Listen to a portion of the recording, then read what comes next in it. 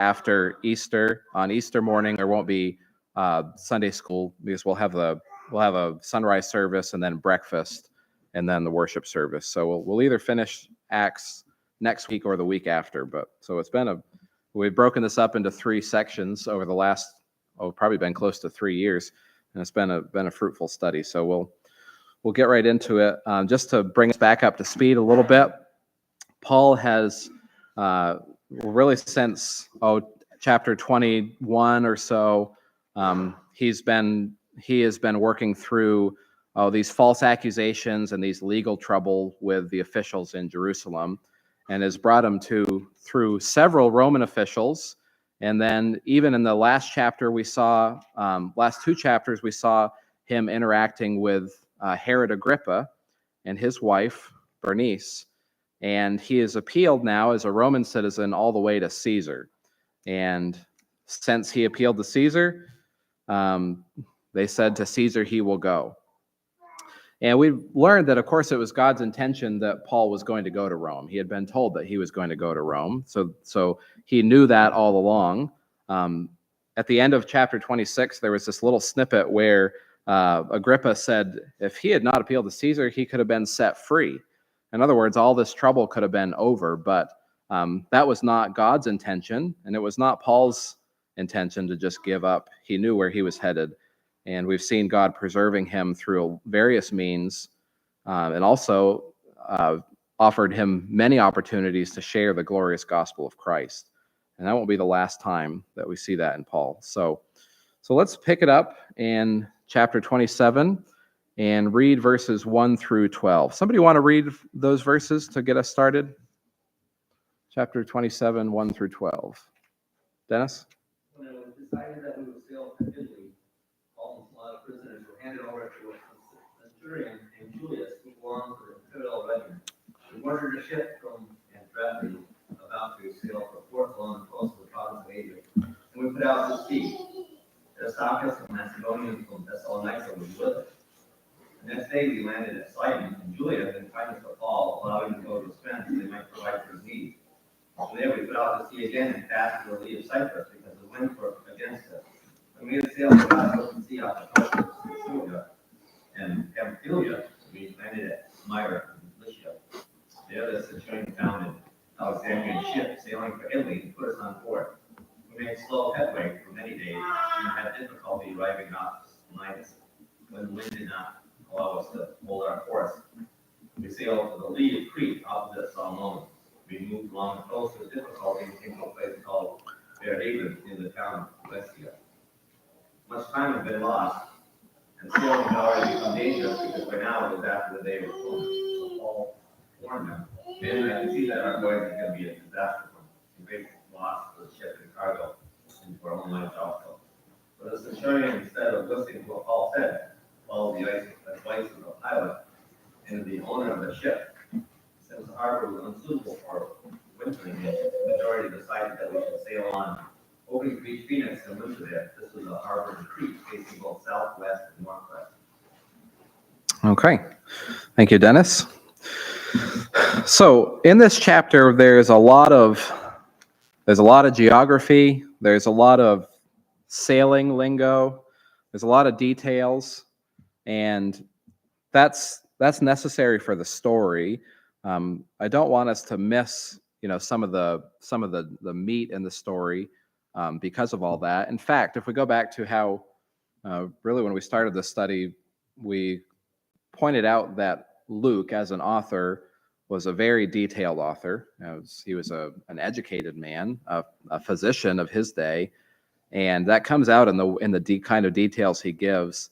And if anything, that adds for us, a sense of reality to the story. And that's what, remember, he's writing this account in order to lay out the truth of what happened, about the continuing work of the Lord Jesus. And so these details are part of that. This is something that God is doing. This is how he is building his church. This is how he's spreading the gospel throughout the known world at this time.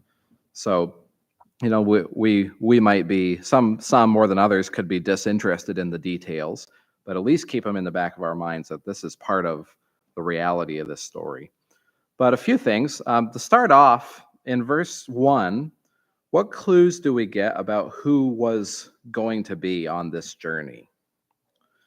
Of course, we know Paul was going because he's still in his legal difficulties going to Rome. But who's with him? Other prisoners, okay. Yeah.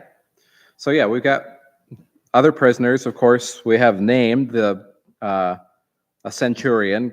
He would have been the kind of the head guard over Paul, named Julius. But yeah, also Luke uses that little pronoun we when it was decided that we should sail for Italy. And we've noted before that for probably the last 10 or so chapters, seems that Luke has been right there with Paul. And I find it both interesting and also gracious that the Lord would allow, even in all this difficulty, he would allow Paul some companions to go through things with him.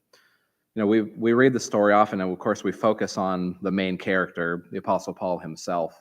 But remember that there were others, from one perspective, tied into this mess, because they were with him. But from another perspective, there were others right there with him going through it.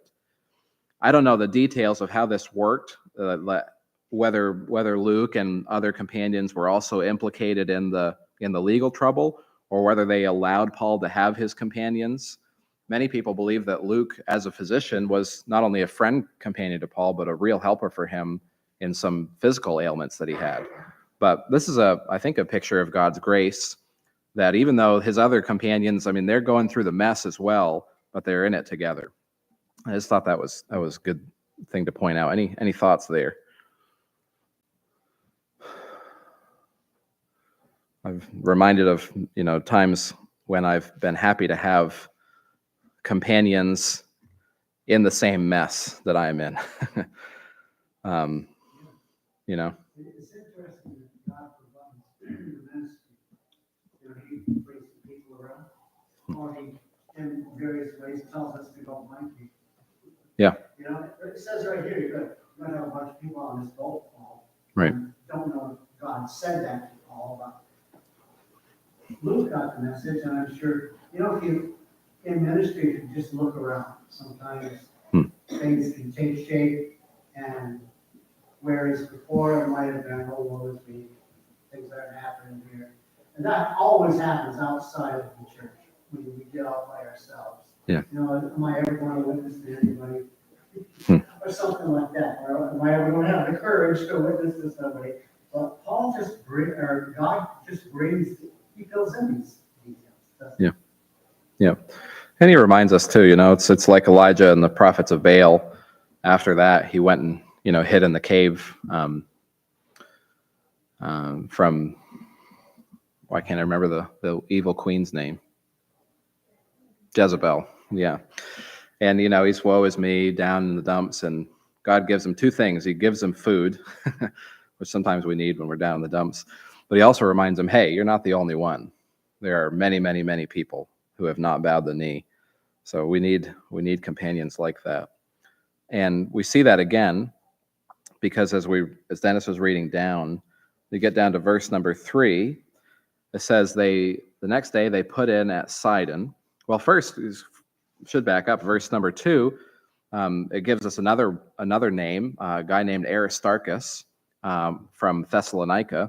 His name is going to come up in several of Paul's epistles, and we'll find that he is a friend and a fellow minister of the gospel. So he is with them.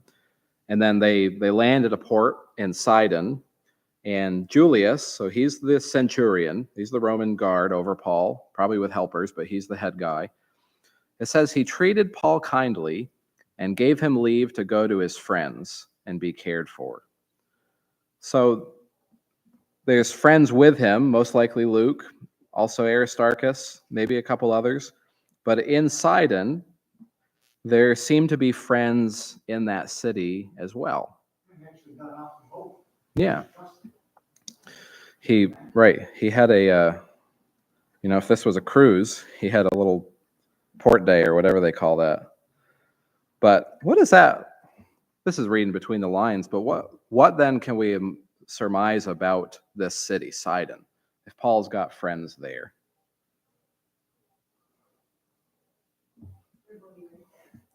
Yeah, almost certainly believers.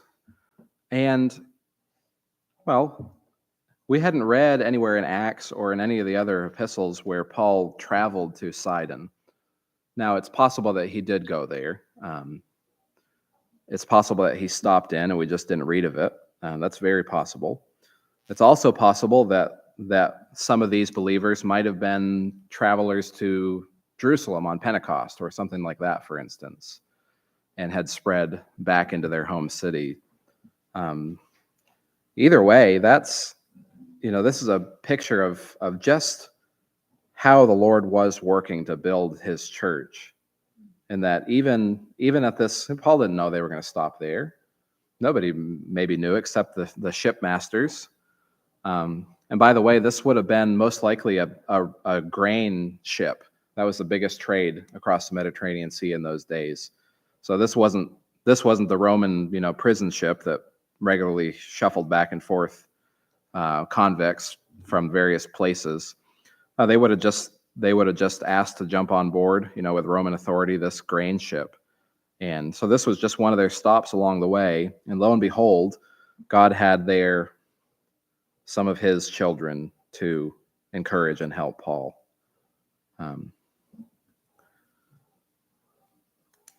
There's no coincidences. I firmly believe that. I use the term. I don't say that religiously, but when it comes down to it, there really aren't any coincidences. The Lord has people in places in our lives for a reason. And most of the time, I think we don't see that. That's not a dig. I think it's just a lot of things that are taking place behind the scenes. But sometimes we do see them. I just interject Yeah. there. And our morning time of Bible study and prayer Jen and I have together, she often prays thankful prayers for God's intercession in places where we're not aware. In protection. That just strikes me like, well, my wife is praying for me and things I don't even know about. Yeah. It's just an amazing thing what goes on behind the scenes. We can open it up and see it all. Yeah.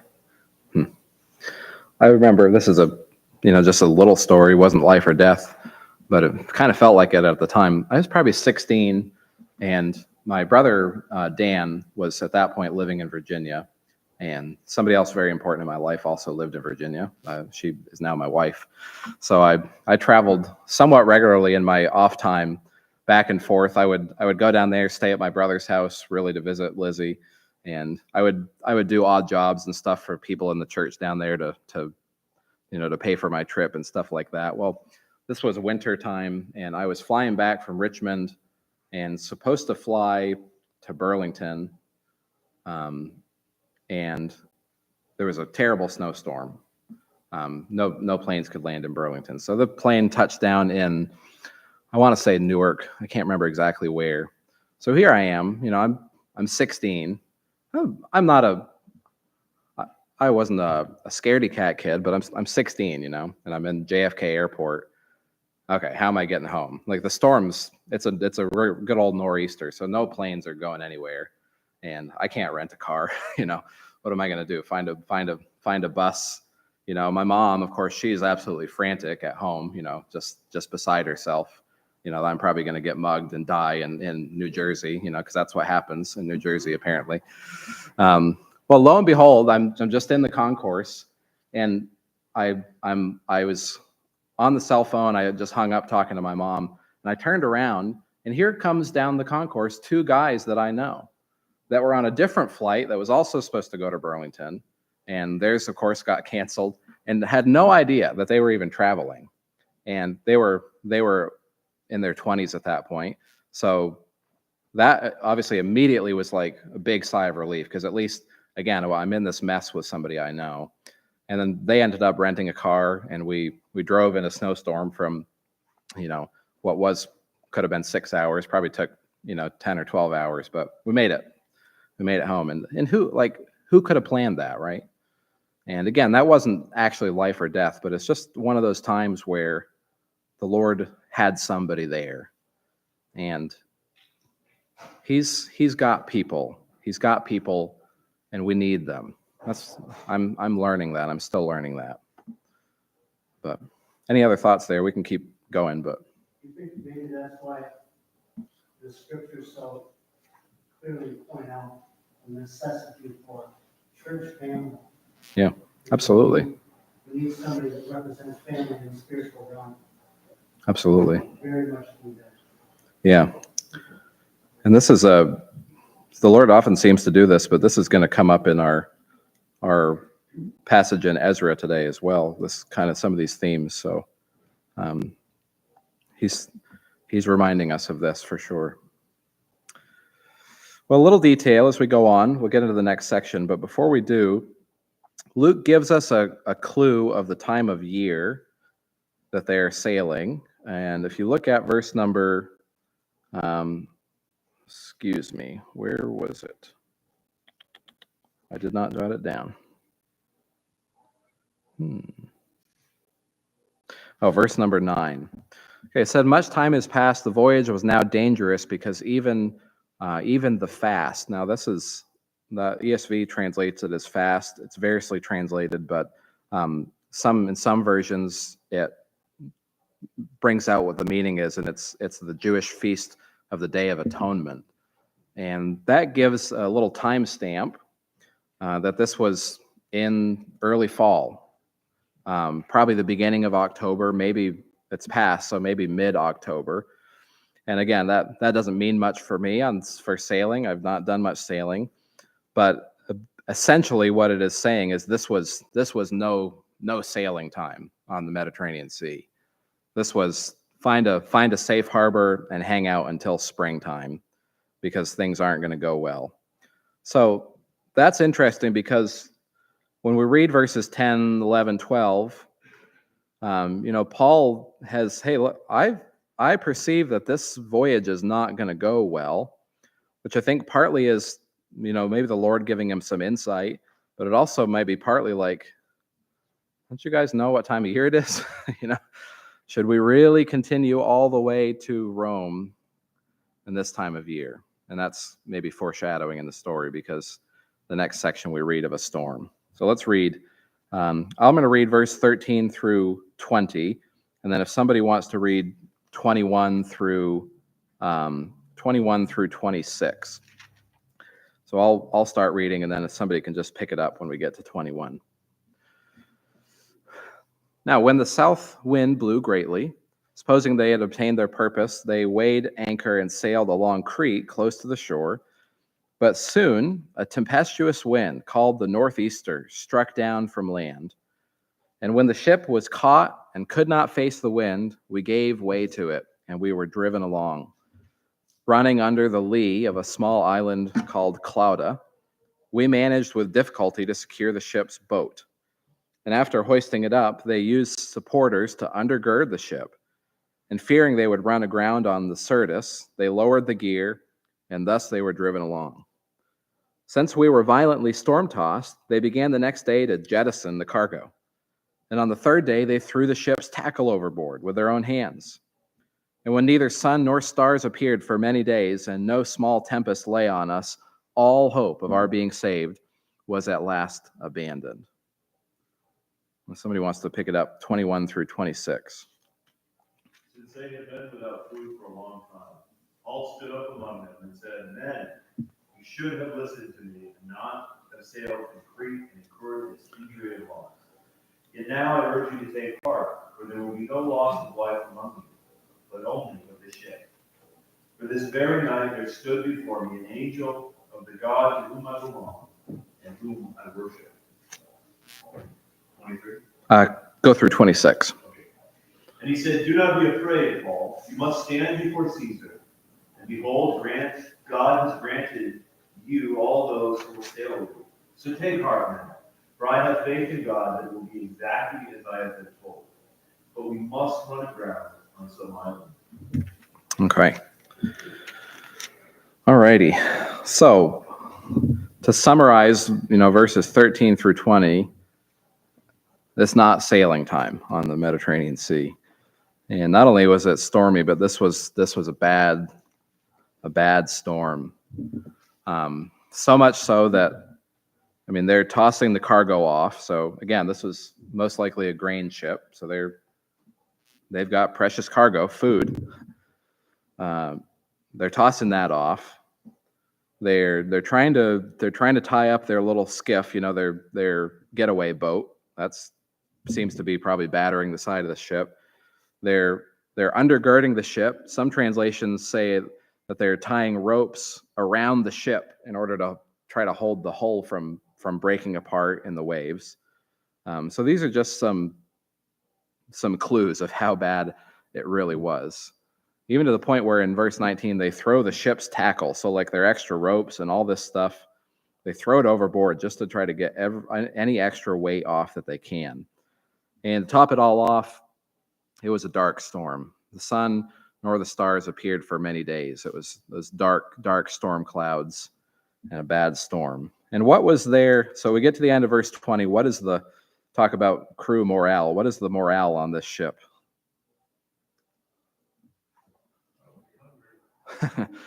Okay, hungry, hopeless. I mean, it says, oh, what was that?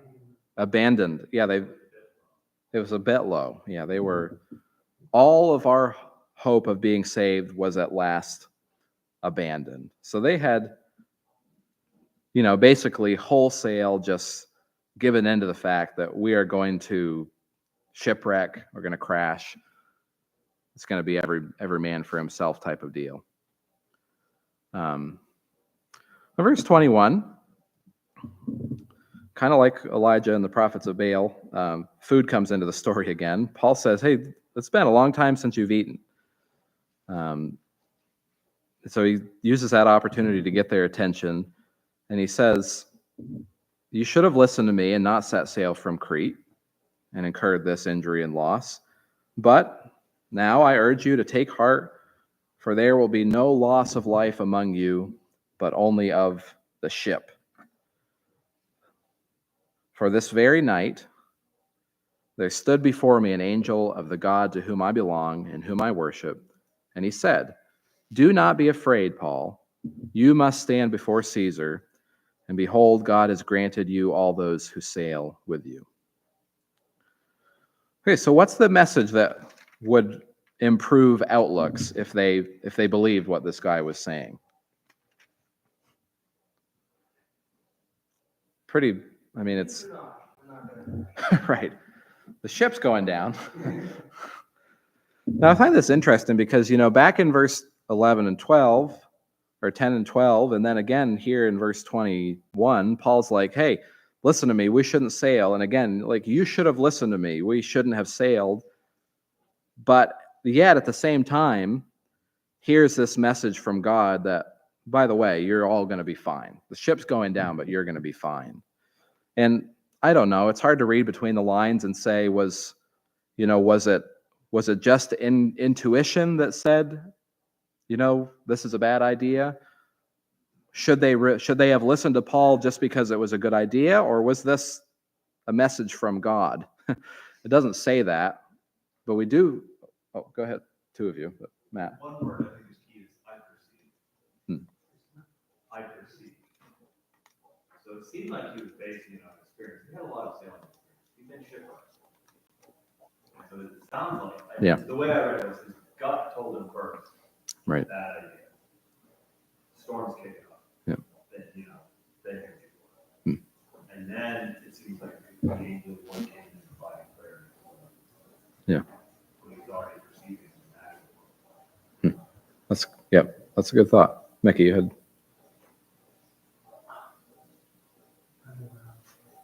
Okay,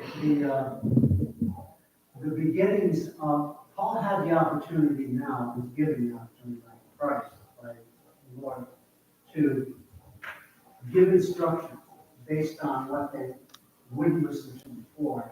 Now they've got the opportunity to live by faith and understanding. That's like a lesson that Paul brings out later on in the epistle very clearly. What he's giving them, okay, you've looked before. Now I've told you what's going to happen. now this time, trust me. You know, forget what you're seeing all around you here. Trust me. And so they've got to live by faith. What choice do they have? And I wonder how many of them had it hammered home. Yeah, and so he's saying, yeah, you can say, he says, trust me this time.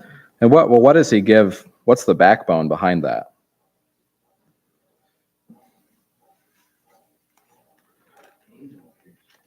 Yeah, revelation from God himself that you're going to be okay. Ship's going down. And what was the reason? Verse 24.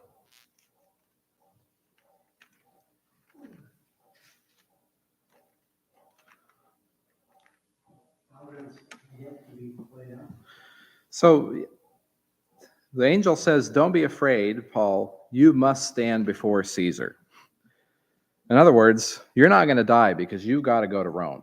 Like, this is happening. You're on that ship, and this ship's going down, but the train is not going to stop. This is God's intention for Paul to get there. And through that, because of that, it says God has granted you all those who sail with you. In other words, I'm not just going to save your life so you can get to Rome, but everyone else is going to be fine too. Another hint, the word granted is a pretty serious word, especially in the book of Acts. When God grants something, you have to pay attention to what's being granted. Yeah. The words there go, these people have been given the law. Yeah. Do you think that's for evangelism? Yeah, I think that, and we'll see more of this in chapter 28 next week probably. But I think that probably many of these men we're told later that there were 200 and something. I can't remember the number, but there were close to 300 people on this ship. It wasn't just a couple crewmen and Paul and Luke and then the centurion. There's two. We'll come across the number, I know, but 276 people. That's what it is. Verse 37. There's a lot of people on this ship. So through God's providence of getting Paul to Rome in order to take Paul there, and by the way, that's a picture of the gospel of the Lord Jesus Christ going to the capital of the world at this time. And through God's providence, taking, yes, Paul, but taking his gospel all the way to Rome.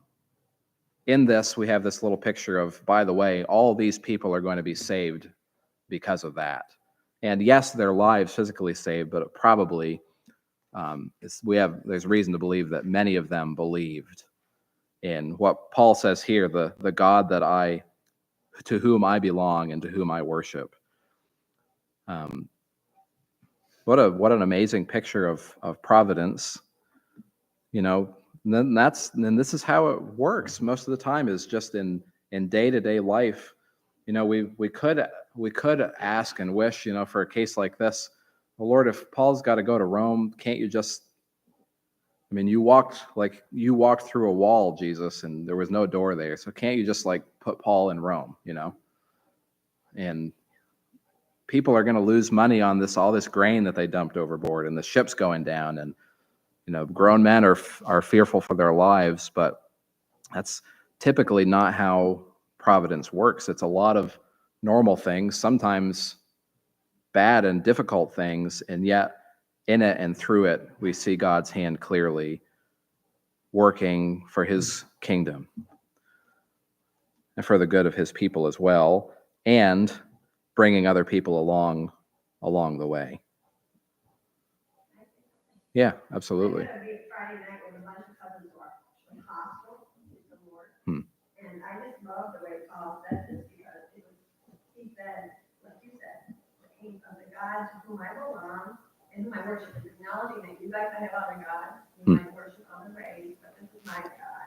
Yeah. And I think that's the way we can talk to them, too. Well, I was raised this way, and I believe this.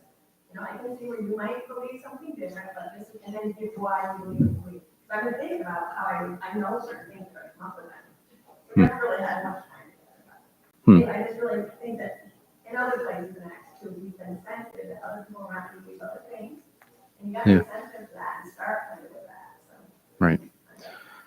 Yeah, I mean, Paul is given, and this is the last question I jotted down, but I mean, he's not pretending that these are all believers with him. He's just saying, listen, this is who I believe in. This is my God. I am his. And in verse 25, his testimony is that I have faith in God, that it will be exactly as I have been told.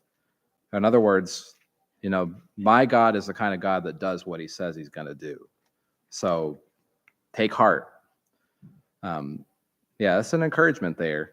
You know, we may not find ourselves in this exact position, but I love how you've brought it into that part of your life, Liz, because we all are going to face times where all we can do is say, this is who my God is, this is what I believe. You can't force feed anybody. It's just, that's not the way it works. And through history, and when portions of the church, or maybe false portions of the church, have tried to force the faith on people, it just looks like any other violent human effort. That's not how it works. It's the Lord's work, and he uses people as means. I also think there's an interesting parallel here. We've got a few minutes back to the book of Jonah, because I mean, Paul and Jonah, pretty easy to make a parallel there. Here's the messengers from God, right? And one's on a ship because he's trying to run away from what God is wanting him to do, or is doing. And in that story too, we're going to find out, hey, Jonah was on the train too, and it took a detour, but it was going to Nineveh eventually. Paul's on a ship because he's going exactly where God said he was going to. In the storm in Jonah's day, the answer was, hey, throw Jonah off the ship because he's been unfaithful to his God. And in Paul's day, ironically, not ironically, I think that it's a picture. The answer was, hey, listen, this guy, listen to him. God's using him. You know, you want this guy on the ship. The reason you're going to live is because this guy's on the ship. And I thought that was an interesting parallel. I thought I was trying to think how to express it, but I think we all know this. It's a powerful reminder to me that we're not the main character. And I'm also reminded of the words of Jesus when he said, you know, it's more difficult for a rich man to get into heaven than for a camel to pass through the eye of needle. And when we have our health and our security and our safety, we are rich. Yeah. When we have no threat to our life, our health, our security.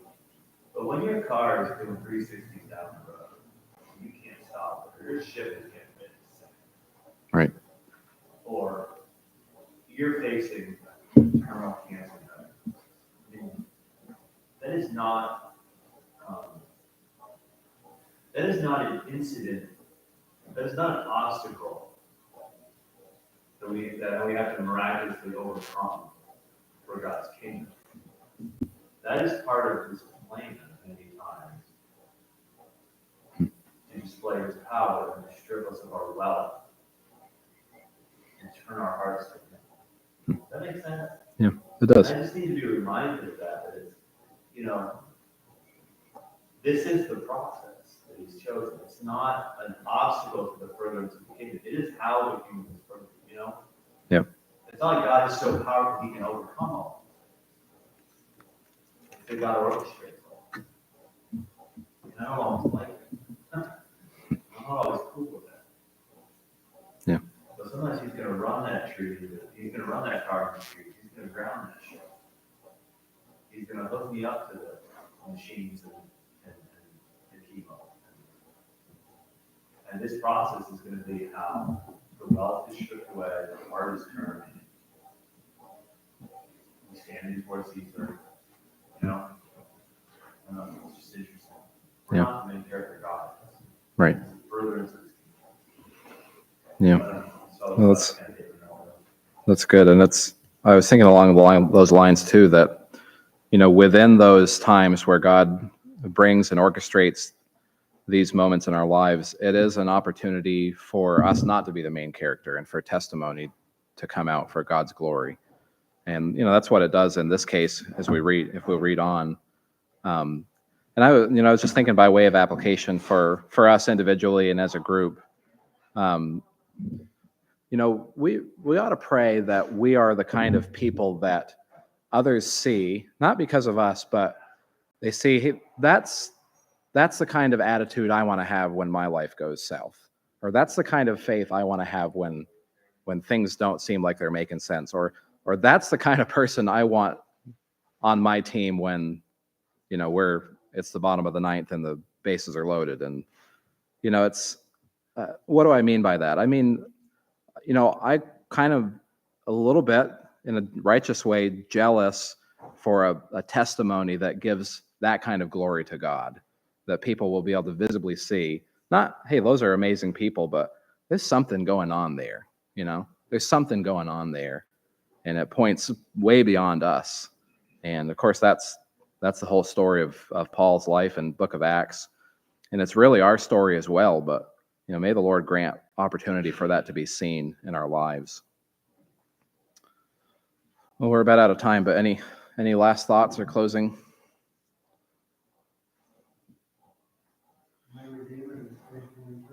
Amen. Yes, amen. Okay, well, thanks, everyone. We'll pick this up next Sunday morning.